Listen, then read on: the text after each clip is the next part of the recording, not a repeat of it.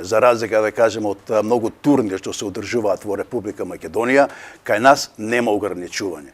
Значи, некои се само регионални или имат ограничување од типот на играчи, еден играч, да кажем, од прва лига или од втора лига, кај нас нема ограничување, што го подигнува квалитетот на турнирот. Турнирот започнува на 3 јули, значи понеделник и ќе учествуваат 24 екипи.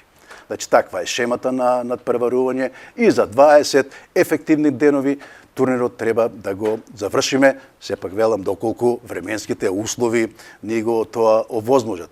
Гледам дека синоптичарите најавуваат стабилизирање на времето и мислам дека струмичката публика ќе ужива во ноќните часови, посебно од 21 часот до 22 часот ќе уживаат во она што ќе го гледаат на спортскиот терен во Чифлик Мало. Рековте 24 екипи поделени во групи, предпоставувам? Да, поделени во 6 групи, по 4 екипи во група. Значи првата фаза е групна фаза када секој игра со секој во својата група. После тоа доаѓа осмина финалето. Тука втората фаза веќе елиминацијски. Да, веќе куп систем.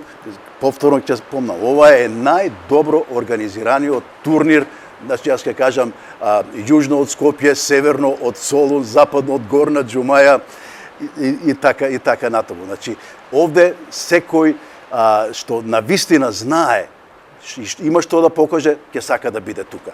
Интересот е навистина многу голем, екипите се веќе пополнети, значи тука повторно ќе бидат врвните познавачи на оваа игра, тоест познатите македонски футсал играчи.